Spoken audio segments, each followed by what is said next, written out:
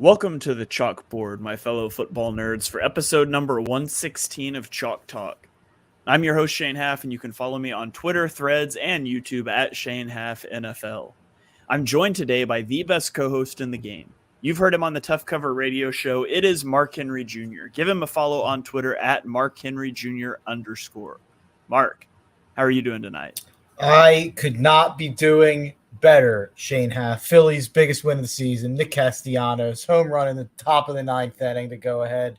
But let's talk some NFC East. Let's talk some football. But it could have went two ways. It could have been angry Mark coming on this podcast, or it could be happy Mark.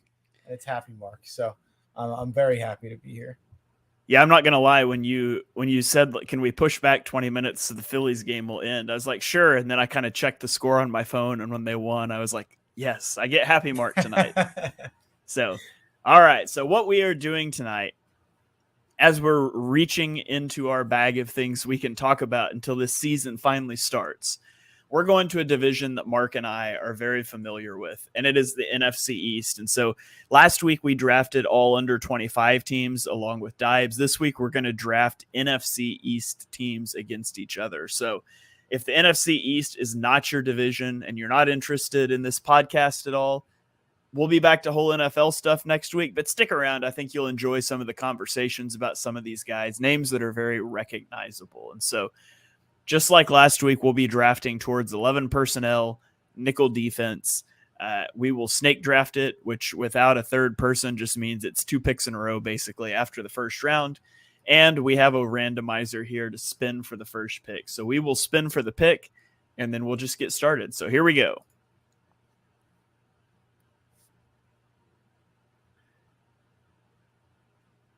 And looks like I will be bringing home Jalen Hurts. I mean, the first pick in this draft. So I'm never going to win one of these things. These randomizers. You might never. So that'll give me the first pick, and then Mark will start our wraparound. So I'm going to go off the top here. I'm going to take Jalen Hurts.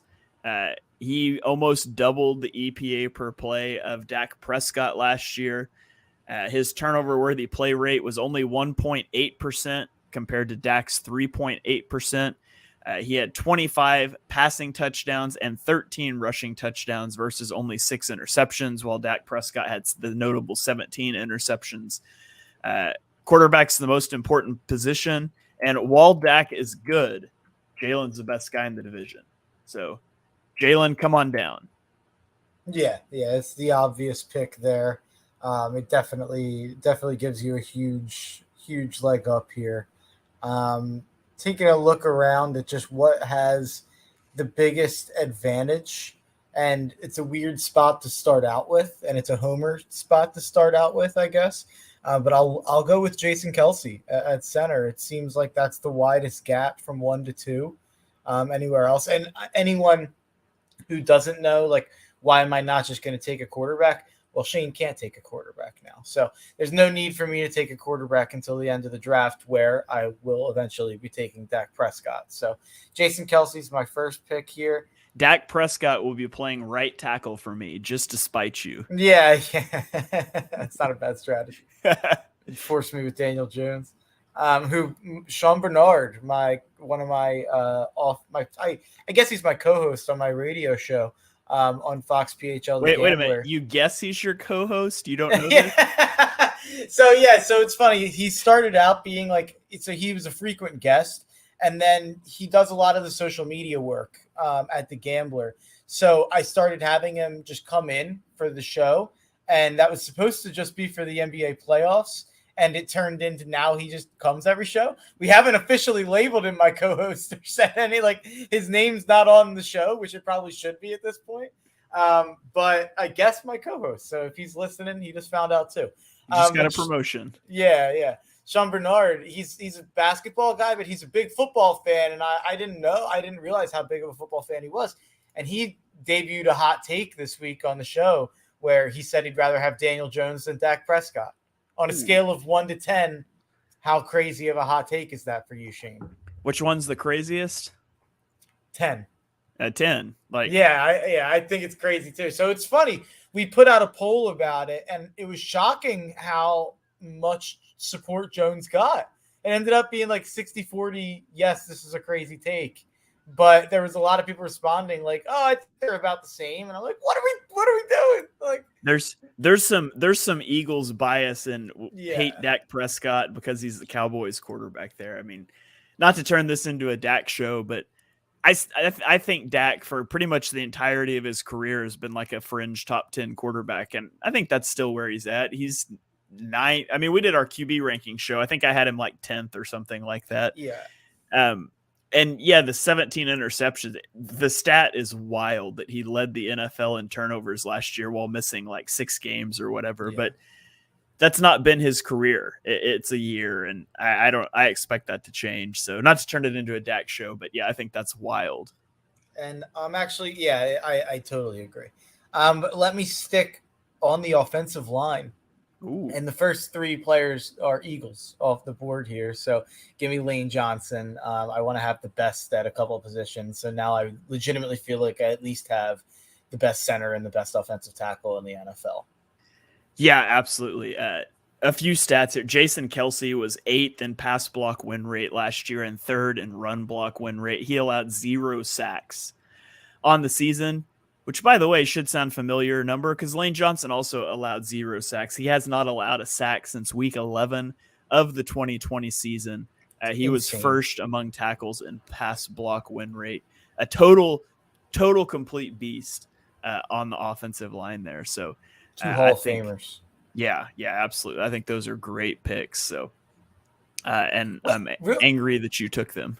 Real quick, will Lane Johnson get in the Hall of Fame, or will some of the missed time and the suspension, do you think any of that will hurt him, or do you think he will get into the Hall of Fame? He was, a key cog of a Super Bowl team, another team that went to another Super Bowl. Obviously, this year there's heavy expectations on them to accomplish. So, do you think he gets kind of held out because he missed a lot of time?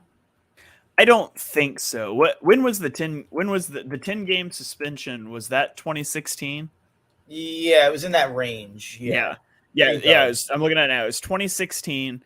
Every year since 2016, he's gone 15, 15, 12, 7, 13, 15 games. So he's been pretty durable since then. I mean, you're talking about 6 years now of sustained all-pro play. He's been remarkably good after the suspension. He owned the suspension, and he's not been in trouble since. So I think he probably makes it into the Hall of Fame, although I know he has said that he should not make the Hall of Fame. Really? Yeah. He said that he shouldn't be in the Hall of Fame because of the suspension, basically. Oh, he needs to stop saying that, or else they'll believe him and he'll believe him out. Yeah, I'm with you. I don't want him. I don't want to hear that anymore. So, okay, that puts me on the clock 4-2 here. I went so heavy on offensive line the last time around. I know what I let you do here. Yeah, I'm thinking about doing something here, but I'm not sure if I want to do it yet. And I'm going to give me Micah Parsons. Be my first pick. And you can go ahead and also give me Hassan Reddick. Oh, you're a real scumbag for doing that and going that far. I didn't think I was leaving you to do that, but wow. All right, I see how it is. So I'm not sure how. I guess I'm playing. I'll play. I guess out of those two, Micah Parsons plays like hand in the dirt, and Hassan Reddick's kind of like your stand-up edge. Yeah, so I think they'll figure it out. Yeah, I think they can figure it out. Micah Parsons was first in pass rush win rate last year. Hassan Reddick had 87 pressures. Micah Parsons had 106 pressures. They combined for 34 sacks last year. So I feel pretty good about that too. Yeah, I could see why. All right. These drafts do get really interesting when like you for sure get 2 picks in a row. Instead, like last time I was sitting in the middle and I would pick once and then 2 picks would happen. Then I would pick once. You can do some creative things. I definitely thought I was getting Reddick and assumed you were going to take Parsons, and I assumed you were going to take an Eagles receiver. So if you just went bang, bang there, I might as well go bang, bang here. Give me A.J. Brown and Devontae Smith right off the bat here. I know they work together pretty well there. So I'm starting with 4 Eagles on the offense, and none of them are Jalen Hurts, so that's not a great recipe. But yeah, I this is mainly about honestly the way I'm drafting here has a lot more to do with the positions and how I rank the positions and how deep each position is than it does to do with necessarily me just making a list of the best players, regardless of position. That's not the exercise here. So once I missed out on Jalen, I'm kind of just trying to collect the best possible resources at the lowest asset rich positions.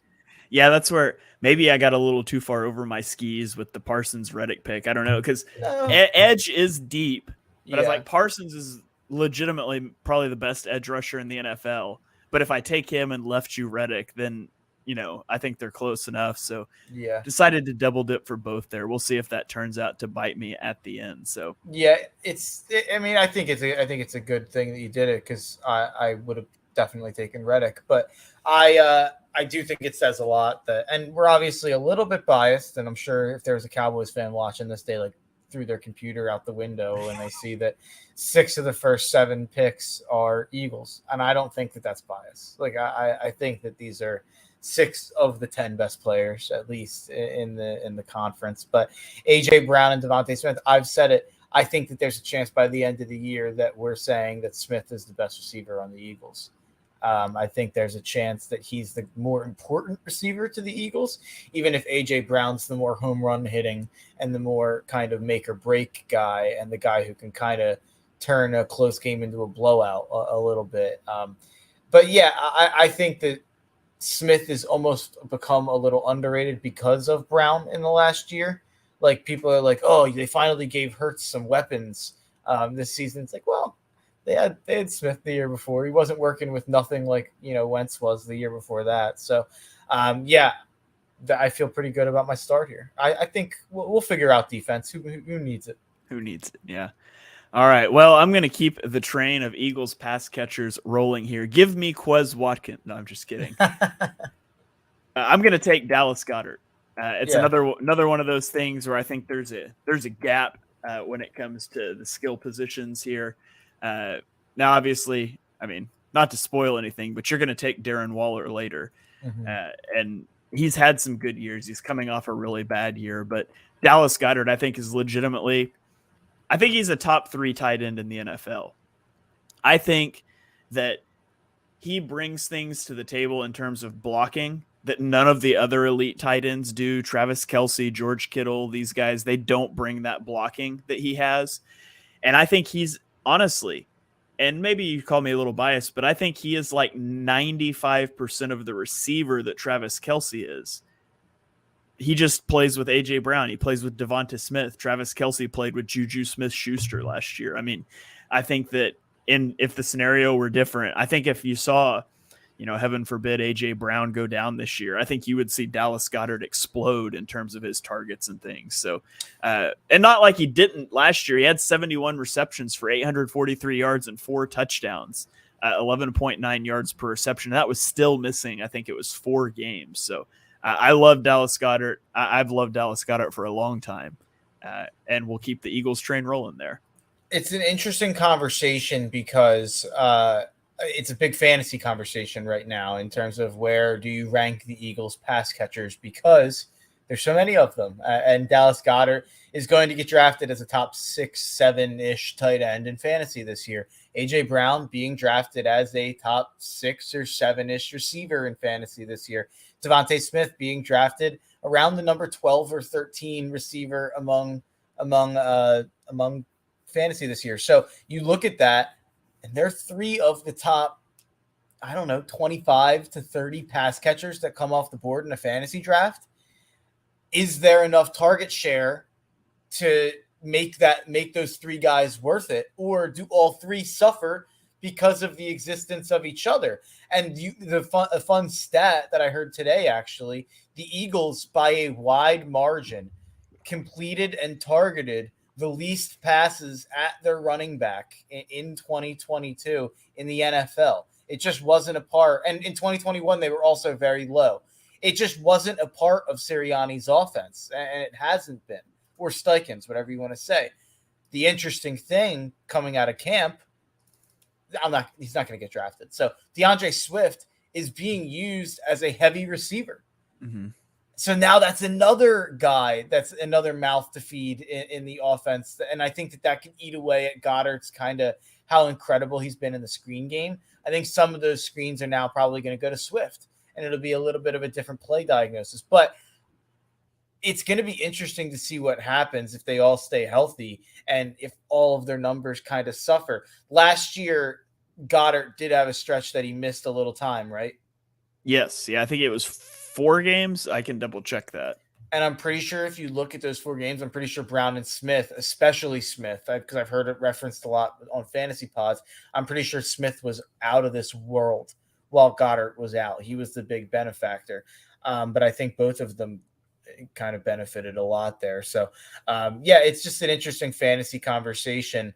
I kind of come out on the end of leaning away from Goddard this year because of that Swift factor. I think some of the intermediate work will get taken from Swift. I think that'll eat into Goddard more than it'll eat into Brown or Smith. That's more of a fantasy conversation. I thought it was interesting to bring up, though. Yeah. All right. So now I got one more pick here before you get to, and I'm going to make my first offensive line pick here. Give me Zack Martin to play right guard. I think Zack Martin is, let me make sure I put him on my team, not yours. Zack Martin's phenomenal.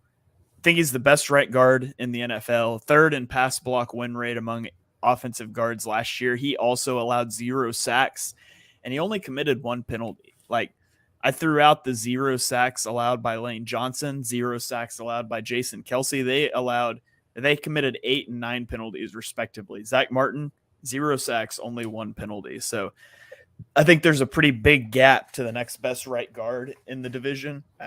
We'll see if you pick who I think you're going to, or who I would pick as the second guy when you get there. But Zack Martin, come on down. Give me a second Cowboy. I can't believe I'm going to do this, and I'm going to take a running back right now. Ooh. But I do think he's one of the 3 to 5 best running backs in football. So I'll take Saquon Barkley, even though I'm not happy to do it. I don't think we're really taking contracts into consideration here, so I think it's fine. I mean, there's another guy you could argue, and I'm curious. I'm sure you'll take him. He's definitely been really efficient per touch, but Saquon is such a huge factor in the passing game as well, and he's actually been a good blocker as well. So Saquon, I'm definitely happy to take here, and I'll just I'll keep it coming with Eagles on the offense. This is now 6 straight picks to start my draft on offense. I'm going to go with Jordan Mailata because I think the 4th offensive tackle is a big drop off. There's 3 really good ones. Shane's going to end up with Andrew Thomas as one of his 2 offensive tackles, and I'm curious to see what he does at the other one because I think it's a conversation of a bunch of Cowboys that you kind of have to sort through. Or taking a chance on a young giant. So that's an interesting conversation, but I'm happy to take Mailata. All right. Well, I was about to take Andrew Thomas when it got back to me, but there's no need to do that now. So give me Landon Dickerson. I think there's also a really big gap. It's funny. You've got tackles and a center and I've got guards. But Landon Dickerson was incredible last year. 2nd in pass block win rate, 1st in run block win rate, only allowed 1 sack. He's just a total stud. There's other options. There's some other options maybe if you look around the division, but he's such a good football player. He would have been your next pick. Yeah, I can't let you have the entire Eagles offensive line. That's a bad look. So I get Stoutland too if that happens too, so you're in trouble. Well, we're making sure that didn't happen. So now I get to sit here. We should have drafted coaches and coordinators. We should have. I didn't think of it. It'd be interesting to talk about how high coaches and coordinators would go. Maybe that's at the end of the pod thing. So, okay. I don't need a running back. I don't need to take tackles or a center yet. So I'm either wide receiver or defense. And on defense, everything is wide open right now. This is one of those that I don't think he's a great football player, but I think there's not a lot here. I'm going to go to linebacker and give me Bobby Okereke from the Giants. I think he is like an above average starting linebacker in a division where there's not above average starting linebackers. So I'll take him, and that'll put you back on the clock for 2 here. Yeah, those were my next 2 picks for sure.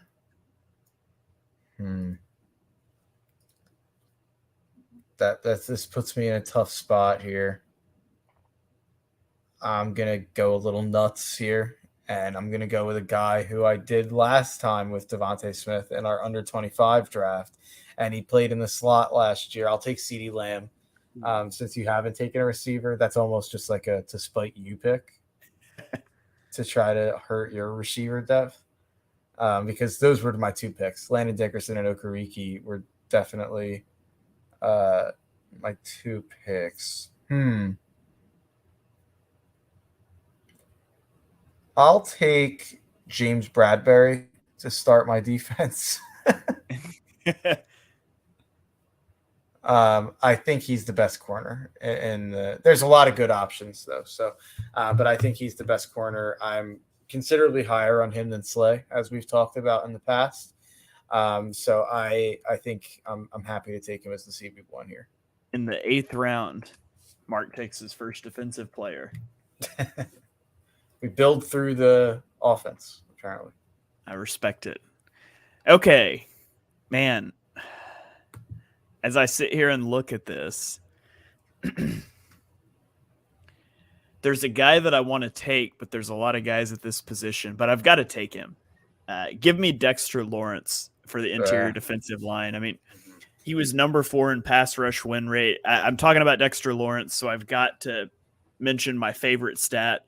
In 2022, he generated 29 pressures from a 0 technique, which was 21 more than any other player. He ended the year with 7.5 sacks, generating pressures and sacks from a position where people just can't do that. And by the way, he's a phenomenal run defender. So give me Dexter Lawrence on my interior defensive line. Don't steal my pick. And then give me, what Eagles player are you after now?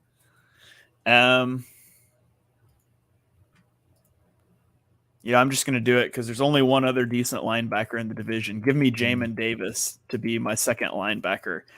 Davis was awful as a rookie in 2021. In 2022, he bounced back. He actually played decently well. I don't think he was worthy of a first-round pick. We talked a little bit off air, but I think Jamin Davis is trending in the right direction. And to be honest, linebacker is just kind of a wasteland in this division. So, Jamin Davis. Give me the right team, but not the right defender. I'm going with Cameron Curl at safety. I love Cam Curl. Who actually finished as the number 2 safety on PFF last year, which, by the way, Curl is spelled with a C. Shane, I'm the resident corrector of Shane's spelling here.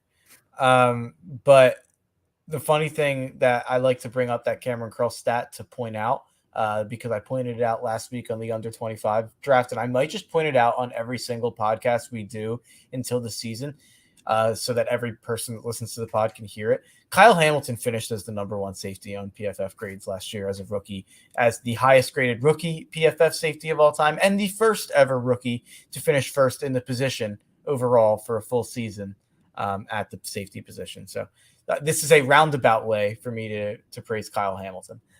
Shout out, go Irish. Let's look at my next pick here, and this is where it gets tough. This is where I might turn into a bit of a homer, and you haven't taken a corner yet. Yeah, let's team them back up.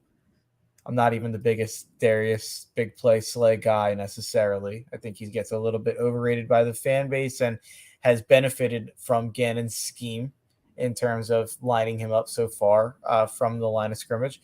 But I'll do the same thing. We'll run the scheme where we line him up far from the line of scrimmage, and Bradbury on the other side helps a ton. Curl over top helps a ton. We're building through the secondary. All right. Well, I was going to go cornerback, and I was actually going to double dip at cornerback, and I still am. Yeah. Slay was not one of those guys. Give me Stephon Gilmore and Trevon Diggs. It's fair. I think it's an interesting discussion to have about how you would rank safeties in the division right now. I think corners. Sorry, what did I say? You said safeties, but yeah, it's personal preference. Yeah. So I have Slay fourth. I have him behind Bradbury, Gilmore, and Diggs. Among those top three, it's so tough. I think I have Gilmore one. I think I would go Gilmore one, Bradbury two, Diggs three, Slay four. But man, you don't have to cross your eyes very hard to look at it in a different way. They're all four really good. The top three are really good. I think Slay's starting to fall off, but I think he's still a good player. So yeah, it's interesting that you went corner, and I was gonna go corner, but you didn't take the one I was gonna get. Yeah, honestly, part of it was to team up Bradbury and Slay since that worked so well. I would probably take Diggs over Slay in a vacuum. I think I would take Slay over Gilmore. I feel like Gilmore, what's their ages at this point? Gilmore's got to be a little older than Slay. Am I incorrect actually there? Slay could be older. I know he's in his low 30s. Gilmore turns 33 in September. Slay's probably like 31, 32. And Darius Slay turns 33 in January. So he's like Slay's like 4 months younger.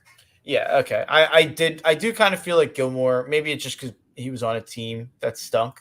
I feel like Gilmore is a little bit more long in the tooth than Slay at this point. But I do think Diggs was probably the correct pick over Slay, to be honest. All right. Well, that puts you on the clock for two here. What are you thinking?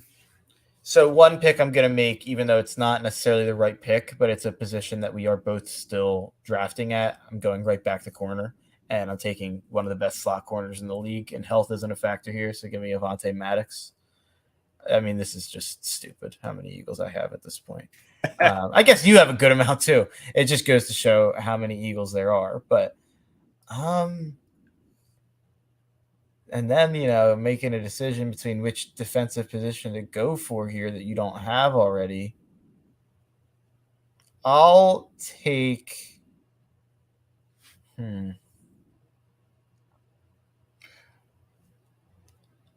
Jonathan Allen. Okay. I was hoping that's the direction you went. I don't like to hear that. Well, not because of Jonathan Allen, just between Jonathan Allen, Deron Payne, and Leonard Williams are really hard for me to stack up. There's another guy you could put in that conversation too if you want to project a bit. Yeah, that's true. Jalen Carter as well. So those guys were really tough for me to stack up. So I knew I wanted Lawrence, and I was kind of fine with letting you pick after that. Yeah. Jonathan Allen has been really tremendous on both sides. Like, he's really good against the run, really good against the pass. He has had, 8 sacks, 6 sacks. He had a down year in 2020, which is weird because wasn't that like their division winning year? Yeah. That's strange. He had a down year with 9 wins or 8 wins or whatever it was. Yeah. He had a down year. I guess that might have just been Chase Young was getting the sacks while he was getting the hurries. Who knows? But 8 sacks, 6 sacks, 2 sacks, 9 sacks, 7.5 sacks. But from D tackle to have, 16.5 sacks over the last 2 years while being an elite run stuffer, I do think Allen's pretty clearly number 2 in the division for me. Yeah, he ranked 9th last year in pass rush win rate among interior defensive linemen. So definitely a stud player there. So all we share is a defensive line spot and safety. So I'm going to double dip at safety here. I'll take Xavier McKinney as my first safety. I love Cam Curl. I'm sad that you took him. For years, I've taken Cam Curl in every one of these, and I always thought I was higher on him than anybody else. So I might have let him slip too far, but I'll take Xavier McKinney, who hasn't been phenomenal. He's got the name recognition. He's a solid player, and again, kind of like linebacker, safety's a little thin. And then I'll take Malik Hooker as my other safety. So that'll put you back on the clock. And the only thing that we still share in common is that one defensive line spot. Yeah, so I guess I have to go there with my one pick. And the question is he going to take Jalen Carter?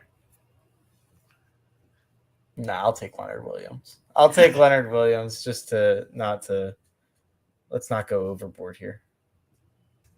If Leonard Williams wasn't as good as Leonard Williams is, I would do it because I think that Jalen Carter has a good chance at being, an absolute difference maker at the position in a way that only a few are. But Leonard Williams. I always go back to 2020 on such a bad team. He had 11 and a half sacks, and he was like an exciting player to watch on a team that did not have exciting players to watch.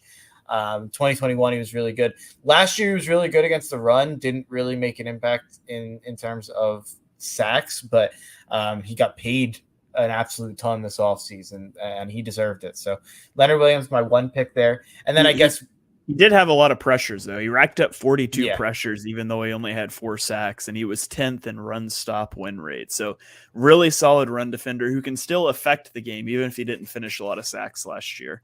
Yeah, that's totally true. And then at this point, it doesn't really matter what the order is. So just put Dak Prescott in there at quarterback. Daniel Jones. Yeah, Samuel Howell. Okay. Well, by the way, if we want to talk NFC East quarterbacks, do we want to talk about Marcus Mariota's camp interception struggles? No, because I do not care if a quarterback throws interceptions in training. Actually, this was something we just talked about on Birds of the Round Table because somebody asked. I don't ever care. Training camp's the time you try stuff, but also think about the Eagles' second team defensive line against their second team offensive line and how big of a mismatch that is. And think of the Eagles' second team corners, Zach McPherson, Keely Ringo against their second team receivers. So I'm not concerned at all. No, I'm not concerned either. I just thought it was a funny thing to bring up. Okay, well, I guess I'll start filling in here on offense. I'll go Tony Pollard for my running back. It was honestly a tough call for me between Pollard and Saquon. Pollard had more yards per attempt last year, 5.2 versus 4.6. And now he didn't have the same volume, but he had enough volume to rush for 1,100 yards. So he also had 3.75 yards after contact per attempt, which is a yard more than Saquon Barkley at 2.75. So I'm high on Tony Pollard. Now, I don't know what their offense is going to look like this year, but I think Tony Pollard has a chance to be, a top 10 back for sure, top 8 back this year in the NFL. So I'll take Pollard there. And then I'll go ahead and fill in one of my receivers. Give me Terry McLaurin. I had Terry McLaurin ranked above CeeDee Lamb. That's crazy. Slightly. Or no, that's not true. I had Terry McLaurin ranked above Devonta Smith. That's so crazy. But crazy. I love Terry McLaurin. I think Terry McLaurin and Devonta Smith are roughly similar players. I think if you gave Terry McLaurin Jalen Hurts, that he would have a lot better numbers than he does. Not better than Devonta, but does. Yeah. Terry McLaurin last year, 77 receptions for 1,200 yards, 15.5 yards per reception, playing with Sam Howell, Carson Wentz, all the garbage, Taylor Heineke that they had trotting out at quarterback. I've always been really impressed with McLaurin. I like McLaurin a lot. There's always the argument also that he's so by far the number one target in that offense that even though that he doesn't get the benefit of a good quarterback, he gets such a lion's share of the targets. I don't think he's on Smith and Lamb and Brown's level, but I think he's probably the 12th or 13th best receiver in football. But I think those 3 guys are top 10 receivers. So that's just that I had to chime in since we don't often disagree anymore on this pod. I had to throw that out. All right. So when CD was left, I contemplated taking CD, but then I was like, he's just going to take McLaurin. And I don't feel like I'm that much better off with CD and the other guys versus McLaurin and the other guys. And I didn't want to double dip at receiver yet because there was other stuff. So I just left it. Because if I take one, he's going to take the other. And I didn't really gain anything. So, okay, you're up now. I guess we can fill them in, but we can keep alternating back and forth here. So give me 2 guys for you. Yeah, tight end, you can fill in Darren Waller there. Who's the 3rd best tight end in this division? Is it Bellinger? Is Bellinger still the backup on the Giants? Yeah, maybe. You could, if you're projecting, I guess you could try to talk yourself into Luke Schoonmaker, who maybe he gets some. Yeah, I mean, he's not good, but he might get, like, if you're talking fantasy, maybe he's the third best tight end in the division. But yeah, I mean, he's Waller's a good tight. He had a bad year in 2022, but who didn't in Las Vegas? I mean, he had back-to-back 1,000-yard seasons in 2019 and 2020, so he's not that far removed from being really good. No, definitely not. I mean, his coach was like giving away his wedding location and giving away his wedding date and stuff. He was, it's a violation. Josh McDaniels just a bad guy. He turns everybody into bums. So let's go to offensive guard here, and I'm going to take Tyler Smith from Dallas. I think Tyler Smith was probably the guy that you could argue you could use him as your offensive tackle too. Yeah, like that's that. true. That's kind of the conversation, but he is going to play guard going forward with Terrence Steele and Tyron Smith taking on the tackle spots. Tyron Smith was really bad last year, like when he played at the end of the year. So that's the one kind of, I feel like Tyler Smith's going to end up playing tackle again if I had to guess. But yeah, for this exercise, I'll make him a guard here. And then just to finish out my offense, I might as well give me Sam Cosmi. It's kind of the same situation. Has only started one game at guard, but he's graded out pretty well as a tackle and has graded out really well as a run, as in terms of the run blocking, in terms of PFF. And now they're going to bounce him inside, and they feel pretty good about it because of those run blocking PFF grades. All right, yeah. Tyler Smith is interesting. I thought about taking Tyler Smith and putting him at a tackle spot, but I mean, that's kind of what he was drafted to be. He played there last year, but he's going to be guard this year. I guess I maybe I should have done that, but he played left tackle, which is where Andrew Thomas plays. So you would have had to move a guy. And although it looked good on a graphic, I don't know about moving Andrew Thomas to right tackle. So didn't go that route, but I'll finish out my receivers here. Give me Jahan Dotson, and then give me Brandon Cooks. So yeah, I mean that's really those are the options. You're not taking anybody else there. Jahan Dotson didn't have the most productive year as a rookie, but he had 14.9 yards per reception and 7 touchdowns. I think he's super shifty, good out of the slot. Brandon Cooks can be the field stretcher. Like, it's incredible the awful quarterbacks that Brandon Cooks has had to play with, and he just continues to turn in quality seasons. And, he's coming off of a 699-yard season with 3 touchdowns, but that was with Davis Mills as his quarterback, and he still put up 700 yards. So I like Cooks. I thought that was a steal of a pickup for Dallas. I thought it was a great move by them. Yeah, I totally agree on Cooks. I think he's in for a big year in Dallas, which is annoying. It's funny that you say the bad quarterback thing about Cooks, because at the beginning of his career, he couldn't stop playing with good quarterbacks. He played with Breeze in like the Mark froze. So before he got kind of exposed today. You're back now. Am I back? Yeah, you're back now. All right. It's funny that you said that about Cooks, though, because he played with elite quarterbacks at the beginning of his career. He had the run with Breeze early on, which then he went to Brady.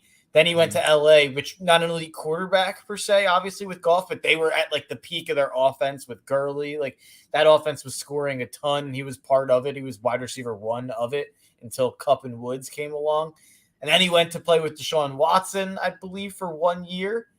And then it's been 2 years of trash in Houston since then. But it's it finally comes back a little bit to the middle. He's been on the 2 extremes of only elite quarterbacks or the worst quarterback in the NFL. And so now it's a little bit closer to the middle. Yeah. All right. That puts you back on the clock here. Give me a couple more names. I'll look at edge since I didn't do either of them yet. And give me one in terms of the D end, I guess. Give me Josh Sweat. So add another Eagle to my defense here. But he's, okay. I think Josh Sweat is pretty easily the pick here. I think, was he also your number 3 edge? Well, yes, basically. He was technically my number 2 edge because I listed Hassan Reddick as a linebacker at first. And then I was like, well, but he's not really. he's more of an edge. So yeah, that's who I had as number 3 essentially. 11 sacks last year. Yeah, I mean, he's 7.5 the year before, 6 the year before that. 10th in pass rush win rate, 51 pressures on the season. I was actually thinking about getting a Sweat jersey when I was asked, because I think I'm getting a Kelly Green jersey as a gift from someone in my life. When I was asked, like, who do I want? I was like, might go outside of the box with a Josh Sweat. Might be one of my favorite players on the team. Just throwing that out there. But I'm going with Jason Kelsey. That jersey can't go bad. Anyway, that's true. Next pick, staying with edge. Give me Kayvon Thibodeau. Ooh. It's not exactly, I know you could go with Montez Sweat. You could go with Brandon Graham. You could go with another name that I'm forgetting right now. But Dexter Lawrence. Well, I have him at not Dexter Lawrence. Hold on. I'm looking up how to spell Kayvon Thibodeau's name, and I can't think while I'm doing that. So you double check me there.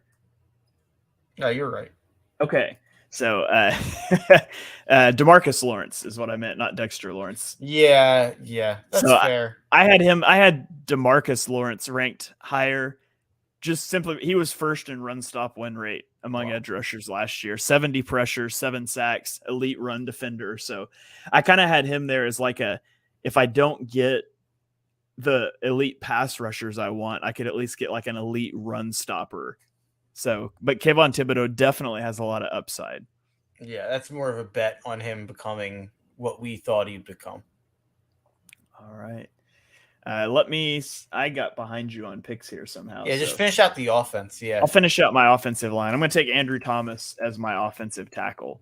Mm-hmm. I think Andrew Thomas, or I guess is my left tackle. He allowed 4 sacks last year, only committed 2 penalties, number 10 in pass block win rate. He's really good, especially, coming off that rookie season that was really disappointing. I thought he rebounded really nicely and put himself up there with in the discussion for All-Pro, perennial All-Pro. So then center, I'm going to go with a rookie. Give me John Michael Schmitz, a guy that I didn't like as much as Dives did, but he's the second option here. And I still had a good grade on John Michael Schmitz. So I think the Giants are building a really good offensive line. And then for my other offensive tackle, I'm going to take Tyron Smith. Now, the thing with Tyron Smith is he doesn't play football. 2 of the last 3 seasons, he's played less than 5 games. But injuries are off. Not worried about that. I know he struggled last year. He's coming off an injury and switching to right tackle. So I think he's been a good player for a long time. I think he can make that switch. So I'll take Tyron Smith to finish out my offensive line. A lot of Cowboys on Shane's roster. Yeah. Some would say that I'm a Cowboy fan, I guess. I don't know. How did I end up with, I've got 5, 6, 7. I've got 8 Cowboys and only 4 Eagles on my roster. I've got 9 Eagles. That's how I guess that happens. I will not be taking any more Cowboys though. So I thought you'd take Terrence Steele there over Tyron Smith. Okay. And then in terms of center, I would take John Michael Schmitz as well, because it's either him or Tyler Biadasz, and he's like below average at this point. Like he's had multiple years below average. So I'm saying like I'd rather bet on John Michael Schmitz to at least be average, and maybe he's really good. Like that's kind of what you're getting there. So that's a good pick. And then at linebacker, these picks stink. These are the 2 worst players on the board. Give me Nakobe Dean. I'll keep drafting him in everything we do. I believe in him. I think he's going to be awesome this year. I can't wait to watch him. And then linebacker, I'll take Leighton Vander Esch. Not happy about it. That's who I would have had as well. Don't think he's good at football. Yeah. Okay, I will finish off my defense here on the interior defensive line. I'll take Daron Payne. Daron Payne had a heck of a year last year. 11.5 sacks. He had 49 pressures. Now, that's abnormal production for him, but he's a very good football player coming off probably the best year of his career. And then for my cornerback, I'll take Adoree Jackson and I'll plug him in. That finishes out my team. That just leaves you with a safety pick left. Yeah. I guess it's kind of weird how many safeties the Cowboys have. Like Yeah. I don't know like which Cowboys safety am I taking? Am I taking J-Ron Curse? Am I taking Donovan Wilson? This is it's a tough call. Curse is obviously a bit more of a journeyman, I guess you'd say. Donovan Wilson a bit more out of nowhere. I mean, I feel like you have to take Reed Blankenship at this point. That's a good point. I'll take Donovan Wilson. I think he graded out better last year. I'm not looking at it right in front of me, but I'll take Donovan Wilson. Yeah, that's not a great pick. That's who I would. That's the guy I would have taken. So. Okay, so there are our teams. It's up on the screen if you're watching live. If you're listening on podcasting apps later, we'll post this out from social media. You can check it out on the Chalk Talk NFL, _NFL account on Twitter. I'm sure Mark and I will retweet it. But my offense is quarterbacked by Jalen Hurts, so this game's over and I won. Running back is Tony Pollard. My pass catchers are Terry McLaurin, Jahan Dotson, Brandon Cooks, tight end Dallas Goedert. My offensive line from left to right is Andrew Thomas, Landon Dickerson, John Michael Schmitz, Zack Martin, and Tyron Smith. Mark's offense is quarterbacked by Dak Prescott with running back Saquon Barkley, receiving trio of A.J. Brown, Devonta Smith, and CeeDee Lamb, and tight end Darren Waller. His offensive line from left to right is Jordan Mailata, Tyler Smith, Jason Kelsey, Sam Cosmi, and Lane Johnson. On defense, my defensive front is Micah Parsons, Dexter Lawrence, Daron Payne, and Hassan Reddick. Linebackers Bobby Okereke and Jamin Davis. My cornerbacks are Stephon Gilmore, Trevon Diggs, and Adoree Jackson, with safety duo Xavier McKinney and Malik Hooker. Mark's defense has a defensive front of Josh Sweat, Jonathan Allen, Leonard Williams, and Kevon Thibodeau. Linebackers Nakobe Dean and Leighton Vander Esch. Cornerback trio James Bradbury, Darius Slay, and Avonte Maddox, with safeties Cameron Curl and Donovan Wilson. And my kicker, since I am the only person on this podcast who respects kickers, my kicker will be Jake Elliott, the only kicker worth respecting. The only kicker whose name you know. The only kicker who kicked a kick to allow me to go to a Super Bowl parade. All right. Fair enough. Guys that you thought might get drafted that didn't. Anything that surprised you here? No, not really. I'm trying to. I guess Jalen Carter is really the one, but that just comes down to how many good players there are at that position. We talked about Terrence Steele. I mean it's Terrence Steele and Jalen Carter, and then it comes down to the Cowboys safety conundrum. Yeah. For me, DeMarcus Lawrence, Montez Sweat, both guys deserving of being drafted, but the NFC East is pretty stacked when it comes to their defensive fronts. So, I would have gone Lawrence over KT, but I certainly understand the argument for KT. And apart from that, that's pretty much everybody that I had ranked. So,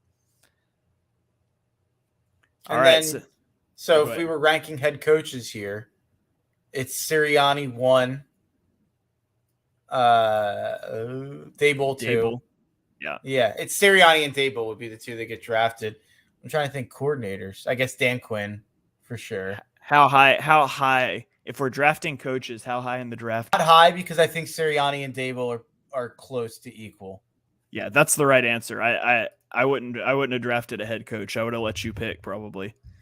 Dan Quinn, maybe. Dan Quinn would go high. I would draft Dan Quinn very high. I think he's a fantastic defensive coordinator.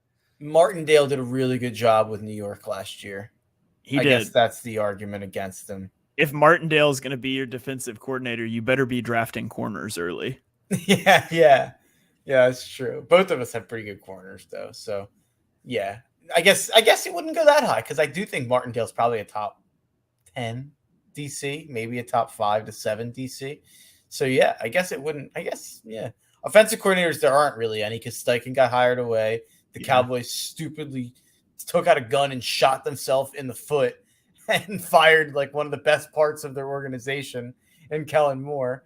The Giants Kafka's still there. But he doesn't really count. Like, he's not the guy. No, he's not. Oh, Bieniemy. Duh. Yeah. Bieniemy would actually go high. It would be hard to parse out like coordinators versus head coach since so many of the head coaches call offensive plays and stuff. And Sirianni and Dable are offensive guys, so it's kind of like. So is Brian Johnson fully calling plays for the Eagles this year? As far as I know, yeah. It's going to be interesting to see how that goes and see if Sirianni's more involved or kind of maintains the same level of involvement. Yeah, it's interesting. Yeah. All right. So those are our NFC East teams. You guys will have to let us know on Twitter who you think won. Mark, we're under an hour. So we've got two choices. We can end the podcast or we can go a couple of rapid fire topics I've got on my mind here. Yeah, fire them. Cowboys, Zack Martin holding out in training camp. What are your thoughts? Meh. Cowboy, It does seem like they have a lot of situations brewing. Mm-hmm. And I'd say the closer we get to, by the way, fun little thing. I totally forgot. We drafted 14 Eagles, 12 Cowboys, 11 Giants, and 7 Commanders. Okay. Fun Interesting, topic. Yeah. There. But the gap between the Cowboys and Giants keeps shrinking for me. Like I'm kind of at the point now where I view them the same. Like I think they're both going to be around a 10-win team.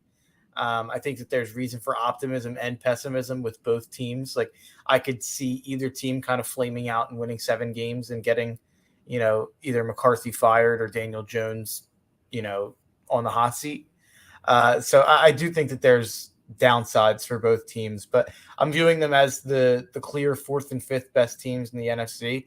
But I'm kind of, the closer we get, I'm kind of moving Dallas further away from that top tier, which is for me, Philly and San Fran. That's for most people. And then Seattle. I have Seattle as a legitimate contender in the NFC. So Dallas is just a tick below. And it's in part because they just have all these situations brewing. Are they going to bring Zeke back? Are they going to pay Zack Martin? I think isn't there someone else holding out?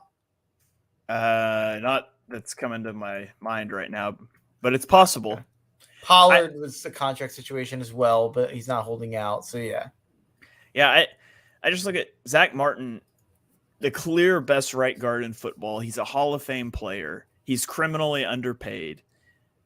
Just pay the guy. Like, don't play this game. And then for Jerry Jones to get on the media, he's like, well, it's not just about that. He's got to do his little media tour. And he's like, but we got to pay like CeeDee Lamb and we got to pay like Micah Parsons. And they announced the Trevon Diggs thing. Like the stupidest thing you can do when a veteran player that's been a career Cowboy wants a little more money, the stupidest thing you can do is say, well, we're not going to pay you and start talking about all the other players that you have to pay. So I think they're really mismanaging that and just pay the guy and get him in camp. That seems like a disaster brewing to me. Yeah, Jerry Jones. Yeah, it's a disaster. There's a chance this Cowboys season goes spectacularly down in flames when you give Mike McCarthy more responsibility, and Kellen Moore, like I just said, was one of the things that worked on that organization. There's definitely kind of spectacular failure potential. Yeah. All right, let's throw it outside the NFC East and talk about another spectacular disaster and an owner that should keep his mouth shut. Let's talk about Jim Irsay and Jonathan Taylor. Jonathan Taylor is now holding out on the last year of his rookie deal. Apparently he met for an hour with Jim Irsay and then demanded a trade. Here's my thing for the Colts. The Colts had a generational guy in Andrew Luck, right? And they didn't invest in the offensive line. They gave him no weapons. The guy retired early. They just went and got a quarterback. Some would call him a generational athlete in Anthony Richardson. And now you're sitting here and you're quibbling with Jonathan Taylor and he wants a trade. Like, what are we doing? I think you can easily make an argument. The Colts do not have a top 50 receiver in the NFL on their roster. And they don't have like a top 25 tight end. They do have a top running back. Like Jonathan Taylor's like 24 years old. You could give the guy 4 years, $50 million. That would make him the second highest paid running back in the NFL. He comes off, he helps you out right now with Anthony Richardson coming on. Yeah, you're not going to go win a Super Bowl this year, but let's not ruin your rookie. And you know what? That contract, it comes off your books before you have to pay Richardson. Like, you have the best asset in pro sports right now, a quarterback on a rookie contract. You can afford to pay a running back. He's literally the only thing your offense has that's above average. It drives me crazy. Like, we've gone too far with the running backs things. And like Miles Sanders last year, I said, let him walk. He's not what makes this run. You have Jalen Hurts. You've got the best offensive line in football. You've got these established things. The Colts don't have that. Give your offense a little stability and pay Jonathan Taylor. I just don't get why they're playing chicken with him. I think they're worried about his body. And I think that they might know more than we know. In general, I agree with you. And it's also like, it doesn't matter what you're spending on these next 2 years. You're not competing in terms of a Super Bowl these next 2 years. So even if it was a short-term deal where you give them a 3-year deal and the third year is kind of fake, and the first 2 years you give them at least a lot of money guaranteed up front, at least that's something. Like, that would be a conversation to have, and it seems like they're not even having that. So that's where I would say I do think there's a chance that they think he's already a health risk, and he's gotten a lot of carries already. So yeah. I do kind of understand where they're coming from if that's the case. But like you said, you can't give Anthony Richardson nothing to work with. Right. Let's see. I feel like I had one other random thing that I was going to hit on, but I can't remember what it was. Staying on the running back topic, do you think they should shorten the rookie contract for running backs? Is that the fix? You know, it's interesting to see to talk about how you fix that. Like, I've heard that, like, that's the only thing I've heard that makes sense to me. So here's a couple. So you could allow them to enter the draft earlier, because the reality is they spend the prime of their career in college playing for free, and now there's NIL, and that'll help a little bit too. But you could allow them to come in earlier. You could shorten the contracts, but I feel like that's just going to make people draft running backs even later. If you only get them for 2 years or 3 years, they're just going to fall further in the draft, which also hurts their pay. I think the way you fix the running back thing is to have like some sort of pool of money that does not the salary cap. It's not like salary cap money.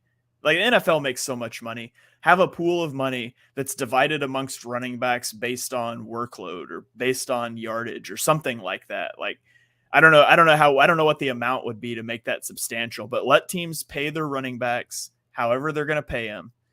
And then there's this like hazard pay or something like that pool from the NFL. But my fear there, then, maybe you'd have to game theory this and see, is that you get a team like the Eagles, which they're not going to pay running backs anyways, but you get a team like the Eagles that's like, hey, we're only going to pay you $2 million, but think of all the yards you could rack up in this offense to get that hazard pay that's uncapped or whatever. So teams might try to game that system too, and it might make running backs get paid even less. But that's the best solution I've thought of so far that I've heard.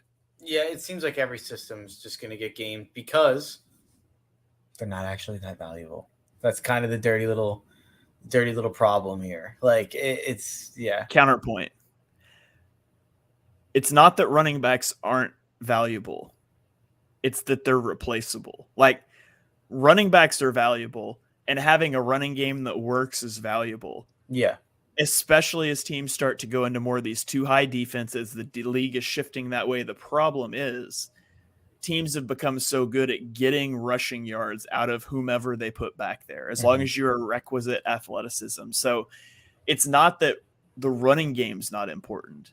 It's that a lot of people can make the running game function with the way these coordinators are able to scheme things up now and the way defenses are starting to play the pass. So I think that's the real issue. And I do think down the road, you'll see, these athletes are going to stop playing running back. Like, there will be a downgrade in running back talent. And I mean, I would say, like, if you're the 5-star athlete, maybe you should stay at running back if you're really good at it. But even the really good guys, like, they don't get contracts anymore. It just doesn't happen. So, and I think teams have gone too far with that. Like, I think you can pay Nick Chubb.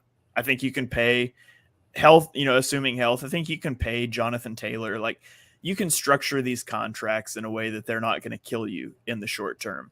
I'm not saying you should go give them a 10-year contract, but you can pay a running back 10, 11, 12 million dollars and be fine. Talking about structuring a contract poorly, this isn't really, I mean, this kind of goes hand in hand with what we were talking about. Why did Saquon Barkley sign that? What are you doing? So here's my thought. So the incentives are basically like he would have only reached those incentive numbers once in his career. So two things is signing it, he got the signing bonus up front, which he doesn't do with the franchise tag. So if he wanted money now, that could be part of it. Instead of it just all being paid out via game checks. It's all guaranteed on the tag, but it's paid out as game checks. So there wouldn't be the $2 million signing bonus. The other thing I can think of is he knew he was going to lose the holdout, the game of chicken. And so it gave him a way out to save face without having to just show up with his tail between his legs and sign the tag. So that's more what I think it was. I think it was, I made my point. I'm not going to win. Give me these incentives. Let me sign a deal and get back to camp. So that's kind of what I think happened. How do you not make them like, how do you make it so that you can get tagged again next year? Like, that's just brutal. Danielle Hunter was able to get them to not give him that. Yeah. He's a full free agent next year now. Like he was able to make it so that like you can't kind of own me after this. So yeah, just feels like Saquon should fire his agent. Yeah. And it sucks. You know, you got like Josh Jacobs is holding out right now. And honestly, I think it sucks. But I think if you're the running back, you sign the tag and you play on it because that's the best contract you're going to get. You're not going to go to free agency and get a better contract than that. So it sucks to play that tag game and have to bet on yourself, especially when the DAC is stacked against you. But I really don't know what the move is for running backs in terms of the NFL. The move is hire whoever David Montgomery had as an agent this offseason for him to get 3 years, 18 million and 11 guaranteed while he's always been just a guy. Like that contract looks insane right now. The fact that he was able to get that, and Miles Sanders got 4 years, 26 million with 13, basically 19 million guaranteed out of that. That's insane. How did that happen? Yeah. And Saquon got 1 for 11 with some incentives that he's not going to hit probably. Right. Like it's crazy that in terms of whoever Miles Sanders and Montgomery's agents are and whoever Saquon's agent is. And I understand that every situation, every team and everything's different, but those contracts aged like milk. Yeah. Yeah, for sure. So I don't know what the solution is, but hopefully the NFLPA is able to come up with something in like the next CBA. Cause I mean, I don't want to see those guys getting and we're podcasters here lamenting millionaires, but the truth is it's not that it's they're getting shafted on this deal and they shouldn't. Yeah. And so I think it's fair to call that out. And at the same time, I'm happy my team didn't pay a running back, which just shows that I'd pay Jonathan Taylor, but it just shows that there's a tension there between like, I want my team to make the best decisions analytically, bear it out. But also you've got these guys that they're being used up basically when they're on a cost controlled contract. And it's the only position that doesn't get a second contract. Everybody else, if you're good, you get a second contract. And I can't remember I think it was Josh Jacobs said it, that like it hurts you to be good because then they give you more carries and then they use that against you when it comes time to negotiate your contract. So it's kind of a mess. The average kicker makes more than the average running back. It's wild. It's insane stat. I mean, it's obviously. And Mark doesn't even think kickers should have jobs. No, they shouldn't. It's a joke. But it's obviously skewed because obviously like all the rookie running backs that get brought in and day 3 draft picks that get brought in and undrafted guys. But still, it's still a fun stat. Yeah. All right. Well, I still haven't thought of what the other thing was that was on my mind, so I may have to save that for next week. But Mark, do you have any final thoughts or anything you want to plug? The floor is yours. You can take us down another rabbit trail if you want to, or whatever you want to do. My final thought, Shane, is keep my coach's name out your mouth. You're You're supposed to say keep my co-host name out your mouth. Yeah, keep my co-host's name out your mouth. Yeah. Oh my God. How funny is that story? All that stuff. Do you think it really was that Sean Payton forgot that, he was a head coach and can't just say what he thinks? And what he said was he left his Fox hat on and he forgot he was the Broncos coach? Or do you think that this is Sean Payton's roundabout way of doing like the Russell Wilson isn't cooked media tour, and he decided to go scorched earth on Hackett because it's the obvious thing to do? Like, what do you is it more calculated, or was it more shooting the breeze? I don't know. I feel like it can be. I feel like it's probably calculated. Like, he's been a coach for so long and he was an analyst for such a short time, and he wasn't even a particularly good or interesting one. Like, he didn't say things like that when he was an analyst. You never even heard the things he said because he was boring. Yeah. So I don't think it's that. I think there's a little bit of, I don't know what the end game is. I don't know if it's like, I guess at the end of the year, if it goes well, he can be like, yeah, like I said, it was the worst coaching job. Look what I did. And if it goes badly, he can be like, yeah, we couldn't, 1 year's not even enough time to, I really have no idea. But to say that Nate Hackett did the worst coaching job ever when Urban Meyer literally exists is just wild. It was pretty bad, though. It was bad. If Urban Meyers didn't exist, the claim would not be ridiculous. That's true. It was that bad. I mean, we talked about it every week here. It was the worst besides Urban Meyer in the last 2 years of this podcast, for sure. How what if he was what if we were podcasting when Nick Saban coached the Dolphins? Well, they went like 6-10, right? At least they were like competent, kind of. They went, let's see. They were like, okay, they finished 9-7. They started 3-7. Wow, that's crazy. And then I remember they won like their last 6 games, and then I remember he like left a note in the locker room telling the team he was leaving. He didn't even tell them, so it's kind of gangster. Yeah, I'll give him credit.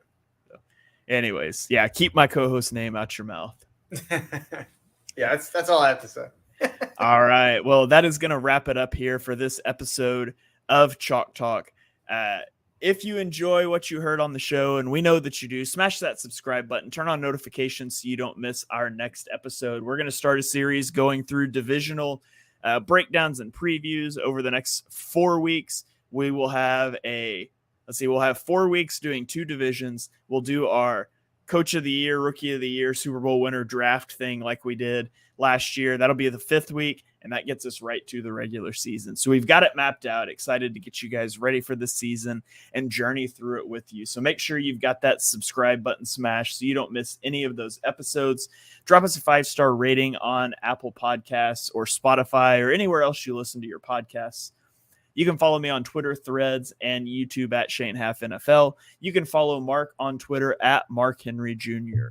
We will catch you guys next time.